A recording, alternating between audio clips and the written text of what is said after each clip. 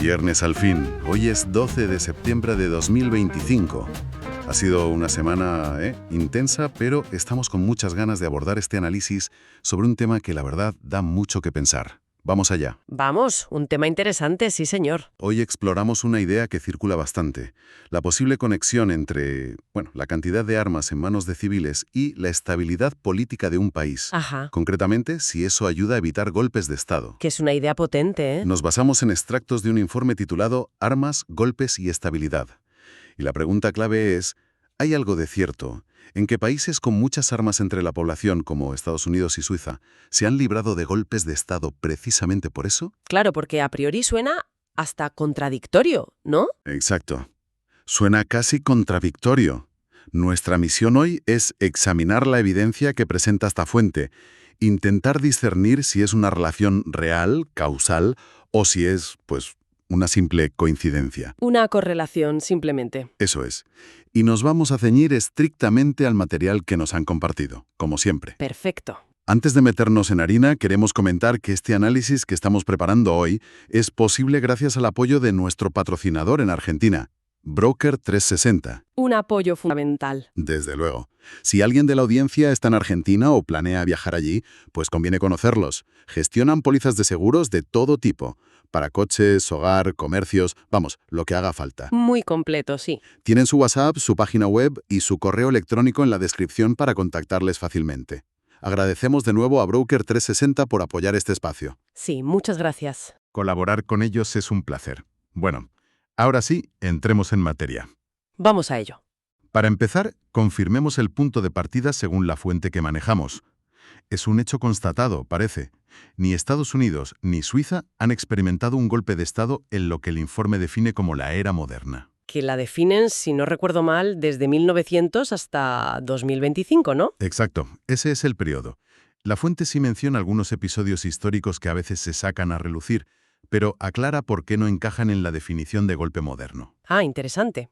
¿Cuáles, por ejemplo? Pues en EV habla de la conspiración de Newburgh, allá por 1783. Uf, muy antiguo eso. Sí, o el supuesto complot empresarial de 1933. Pero vamos, que se consideran o bien intentos muy tempranos o planes que no llegaron a materializarse. Vale, que no cuajaron o eran de otra época. En Suiza mencionan la guerra del Sonderbund de 1847. Pero claro, eso es anterior a la fundación del Estado Federal Moderno Suizo de 1848. Entendido. O sea que la premisa básica de que no ha habido golpes modernos en estos dos países, la fuente la da por buena. Eso es. La base de partida, la ausencia de golpes recientes, está verificada por la fuente. Aquí lo fascinante, yo creo, es cómo una definición precisa puede cambiar completamente la perspectiva. Porque claro, ¿qué es exactamente un golpe de Estado? Buena pregunta. El informe se apoya en definiciones académicas muy concretas. Un golpe de Estado, tal como lo entienden politólogos como Powell and Zine o bases de datos especializadas como CAM. Espera, ¿Powell and Zine? ¿CAM? ¿Son referencias académicas, bases de datos? Sí, exacto. Son fuentes muy usadas en ciencia política para estudiar estos fenómenos. Definen un golpe como un intento, sea exitoso o no, por parte de élites. ¿Élites te refieres a militares, policía? Generalmente militares o de las fuerzas de seguridad, sí. Un intento de derrocar al poder ejecutivo utilizando medios ilegales y a menudo violentos. Vale. Intento de élites de seguridad para cargarse al gobierno por las bravas, básicamente. Dicho así, sí. Y es fundamental no confundirlo con otros fenómenos parecidos, pero que son distintos. Claro. No es una guerra civil, por ejemplo. Eso implica un conflicto armado prolongado, a gran escala. Piensa en Yemen desde 2014, que lo mencionan. Vale, no es una guerra civil. Tampoco es una insurrección. Que puede ser un levantamiento armado, sí, pero con objetivos políticos quizá más limitados, sin buscar necesariamente el control total del aparato estatal. Entendido. Ni es una crisis constitucional, como podría ser un proceso de impeachment, ¿sabes? Que se resuelve o debería resolverse dentro de los cauces legales. Ajá, por la vía legal, no por la fuerza. Y desde luego no tiene nada que ver con una intervención extranjera, cuando otro país mete sus tropas. Queda claro, la definición es clave. ¿Y el otro concepto, el de la permisividad de armas? Exacto. Ese también tiene su miga. No se reduce simplemente a mirar la tasa de armas por habitante, cuántas armas hay y ya está. Ah, vale. ¿Qué más incluye? Pues es un concepto más amplio. Abarca el tipo de regulación existente, si es muy laxa o más bien estricta, y esto me parece crucial, el propósito cultural que subyace a esa tenencia. El propósito cultural. ¿A qué te refieres? Pues si se entiende principalmente como un derecho individual para la autodefensa, que es el gran debate en Estados Unidos, ¿no? O si está más bien vinculada a un deber cívico, a una idea de defensa colectiva de la nación, como pasa en Suiza. O sea, ¿por qué la gente tiene armas? ¿Si es para protegerse uno mismo o para defender al país? Exactamente. Son diferencias cualitativas fundamentales que el informe subraya constantemente. Entendido.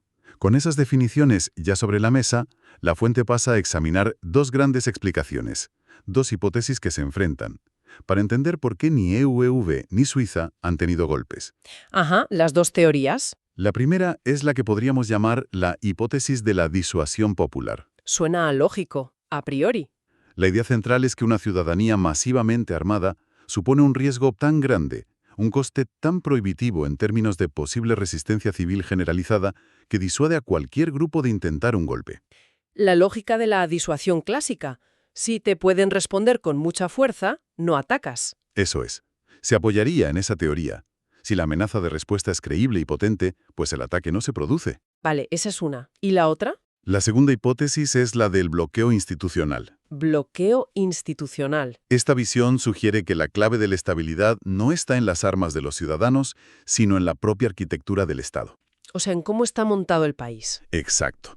Instituciones fuertes, separación de poderes efectiva, federalismo que reparte el poder y un control civil muy firme sobre las Fuerzas Armadas. Vale. Estas estructuras harían extremadamente difícil que un grupo pudiera hacerse con el control total del Estado, porque el poder está disperso y hay mecanismos de contrapeso, de control mutuo. Entiendo. Dificultan que alguien pueda, digamos, tomar el control de todo, de golpe. Justo. Y según esta hipótesis, la alta tenencia de armas sería un factor secundario, quizás un reflejo de la cultura o la historia, pero no la causa directa de la estabilidad frente a golpes. Sería más bien una consecuencia o algo paralelo, pero no la causa principal. Y aquí es donde el análisis del informe la verdad se pone realmente interesante, porque desafía algunas ideas que están muy extendidas. Exactamente. Se pone interesante porque el análisis de la fuente destapa lo que considera un error fundamental en el argumento habitual. ¿Y cuál es ese error? Pues dar por sentado que la permisividad de armas es un factor similar y comparable en Estados Unidos y Suiza. Ah, claro. Que no son lo mismo. Para nada. Aunque es cierto que ambos países comparten, altas tasas de posesión de armas y la ausencia de golpes modernos, sus sistemas legales, regulatorios y, sobre todo, sus culturas de armas son profundamente distintas. El informe insiste mucho en esto. Vale, a ver. Detalla esas diferencias que menciona la fuente. Empecemos por Estados Unidos. Vale. En Estados Unidos, la tasa de posesión es extraordinariamente alta. Se estima, según datos del Small Arms Survey que citan, en unas 120 armas por cada 100 habitantes. 120 por cada 100. Más armas que personas. Sí, es una cifra impresionante. La base legal que se invoca es un derecho constitucional individual, la famosa segunda enmienda. Que siempre está en el debate. Siempre. Y culturalmente, el discurso predominante gira en torno a la autodefensa frente a criminales y para un sector importante como garantía última frente a una posible tiranía del propio gobierno. La idea de defenderse del Estado incluso. Esa idea está muy presente. Y la regulación, es un mosaico complejo. Hay leyes federales, algunas antiguas, pero la aplicación y las normativas adicionales varían enormemente de un estado a otro. El famoso sistema federal, que cada estado va a su aire en muchas cosas. Exacto. Algunos estados tienen leyes muy laxas como las que permiten portar armas sin necesidad de permiso específico. Y además no existe un registro federal centralizado de armas y propietarios, lo cual complica mucho el control. Vale, ese es el panorama en EU según la fuente. ¿Y Suiza? En Suiza la tasa también es elevada, pero bastante menor que en EU.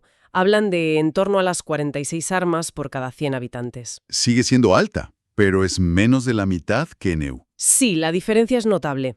Y aquí, históricamente, la tenencia de armas ha estado ligada al deber cívico derivado de su sistema de milicia. El ejército de milicia suizo, ¿no? Que es muy particular. Muy particular. Muchos hombres suizos conservan su arma de servicio militar en casa una vez finalizado el periodo obligatorio. O sea, el arma del ejército se la quedan en casa. Eso es.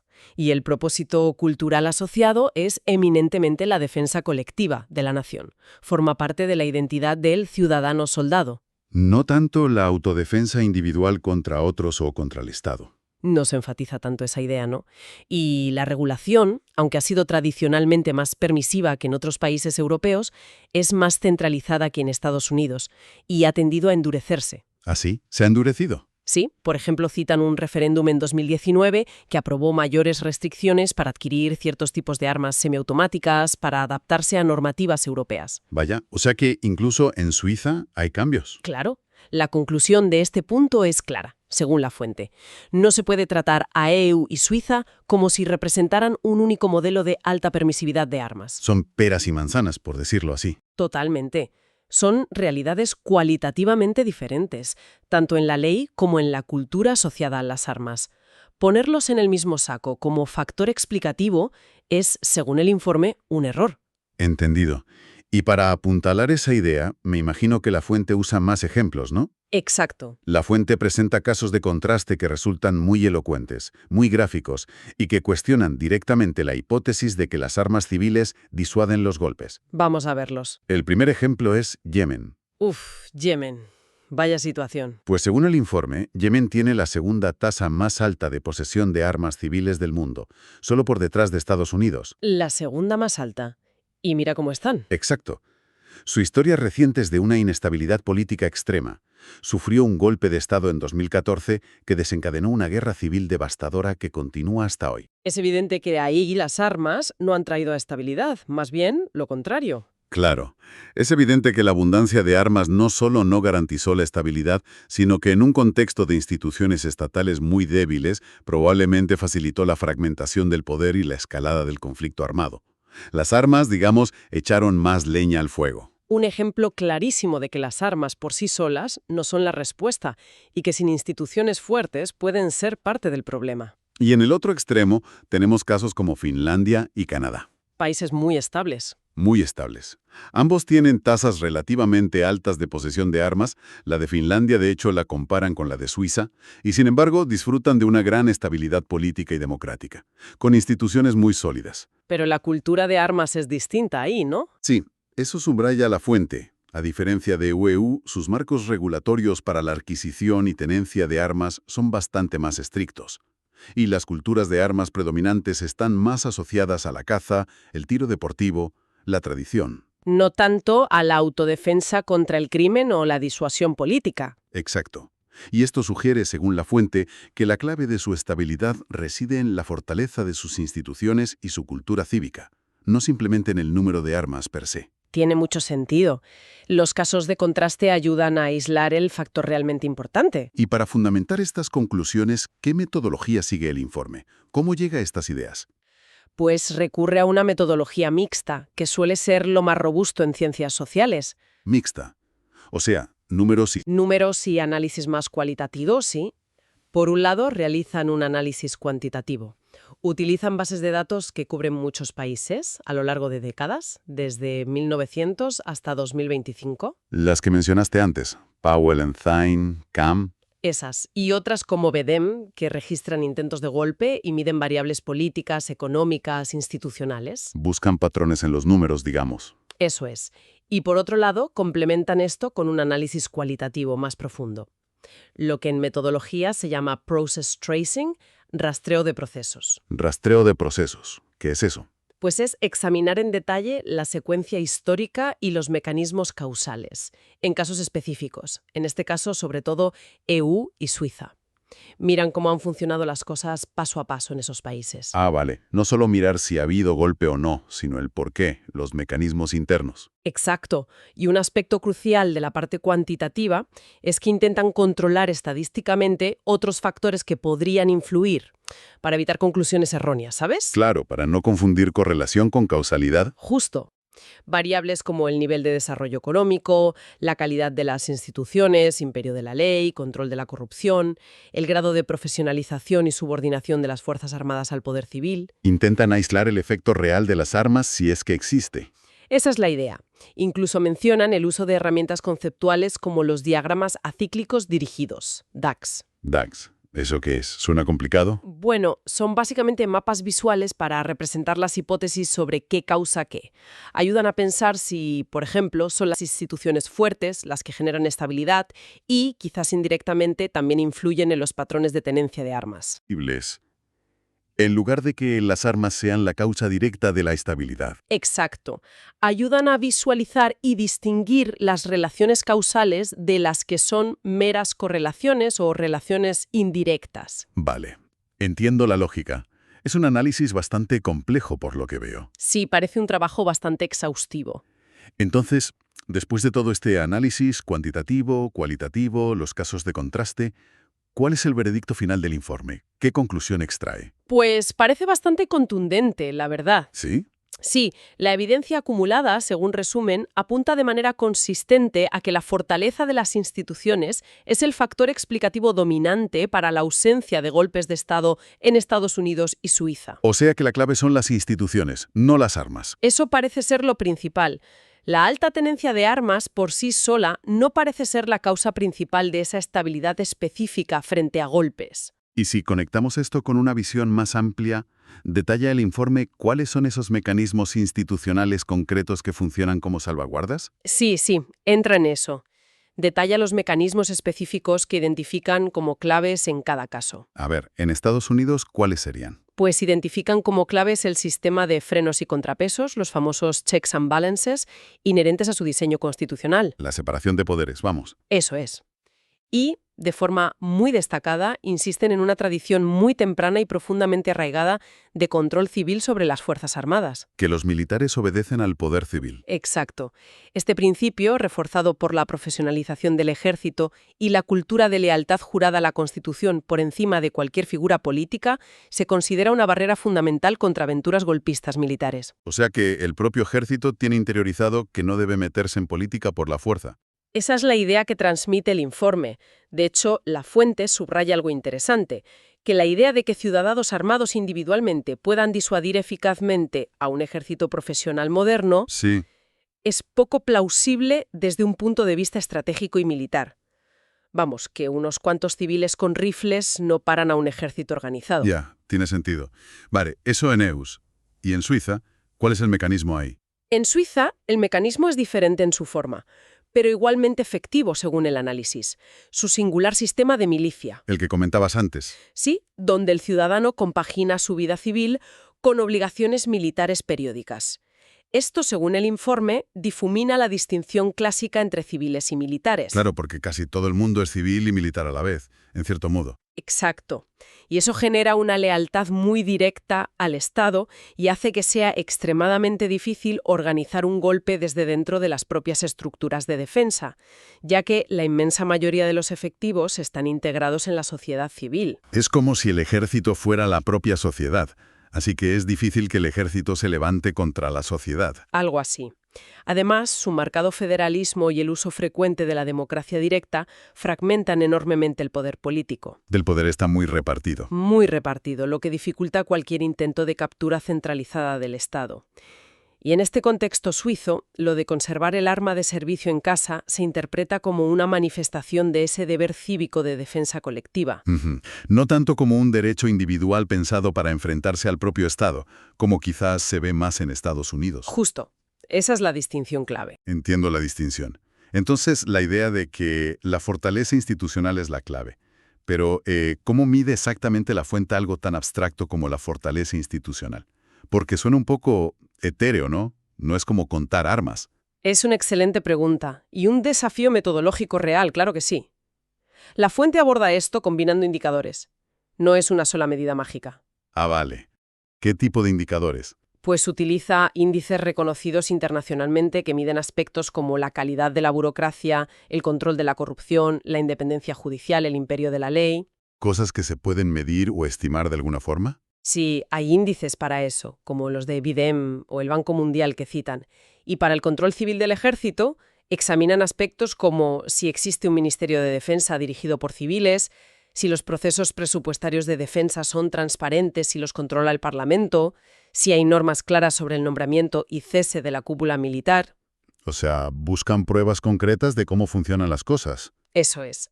No es una medida perfecta, claro está, pero al combinar varios indicadores cuantitativos con el análisis cualitativo de cómo funcionan estos mecanismos en la práctica en cada país, buscan construir una imagen robusta de esa fortaleza institucional. Vale, ahora lo pillo mejor.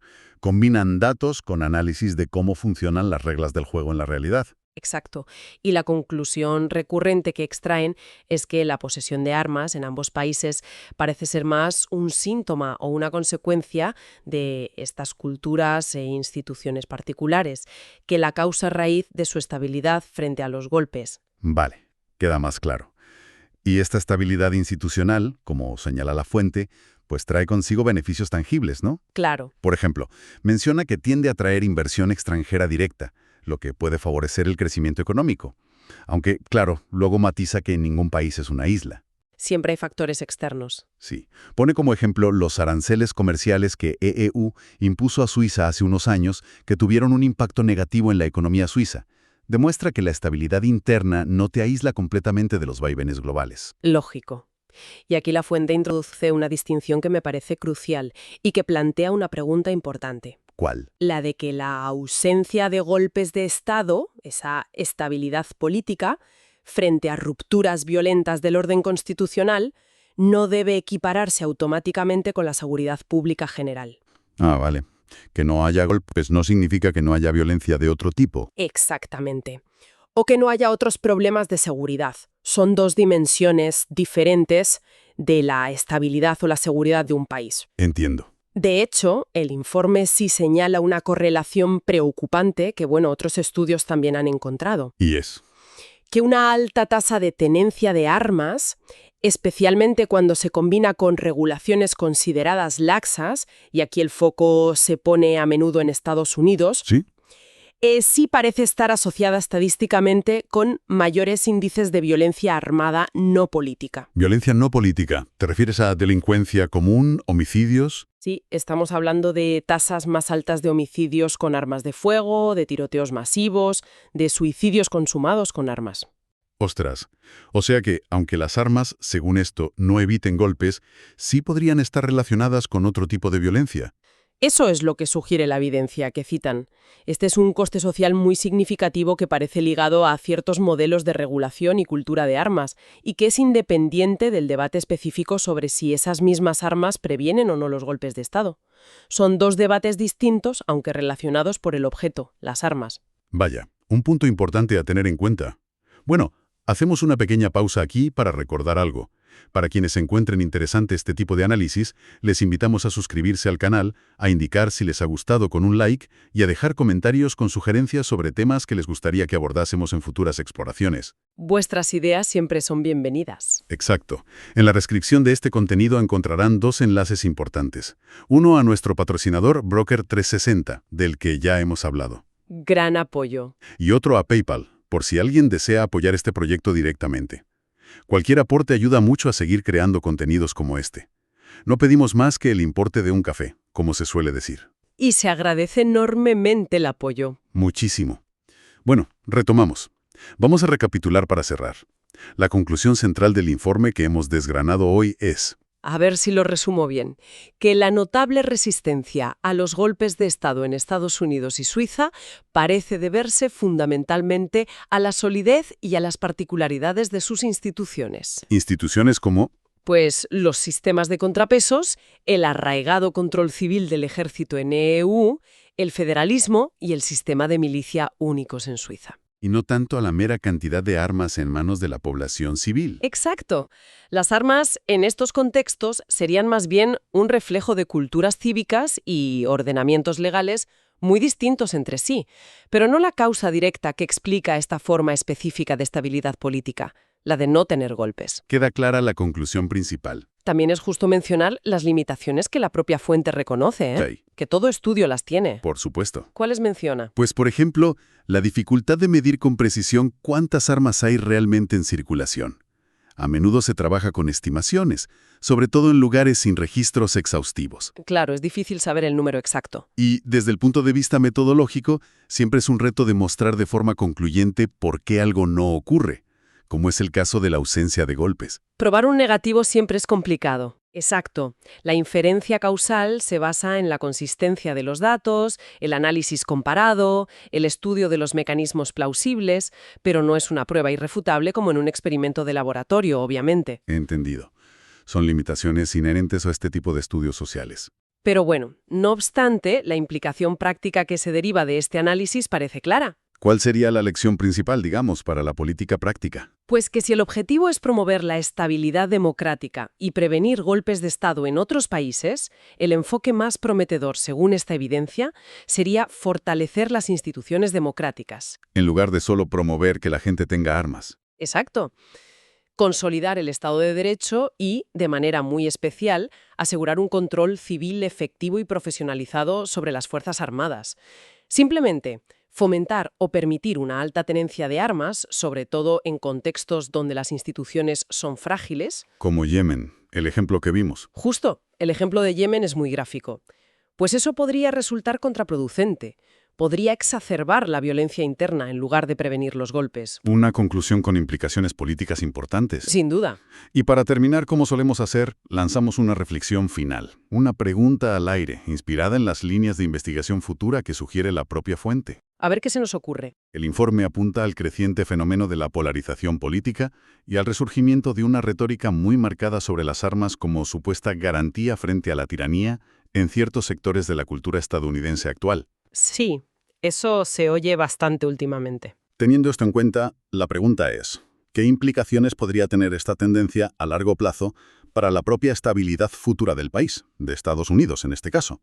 Incluso si, como hemos visto hoy según esta fuente, históricamente las armas no parecen haber sido el factor decisivo contra los golpes de Estado. Es una buena pregunta. ¿Podría ese discurso, esa cultura, acabar teniendo un efecto desestabilizador en el futuro, aunque no lo haya tenido en el pasado? Exacto.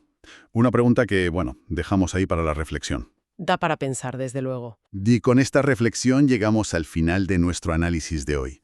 Esperamos que haya resultado interesante, que haya aportado alguna perspectiva nueva y que nos acompañen en la próxima exploración de temas complejos. Ha sido un placer, como siempre. Agradecemos una vez más a Proker 360 por hacer posible este espacio. Nos reencontramos muy pronto. Hasta la próxima. Recuerden que en la descripción de este contenido se encuentran los enlaces a nuestro patrocinador y también a PayPal por si alguien quiere colaborar con el proyecto. Muchas gracias de nuevo.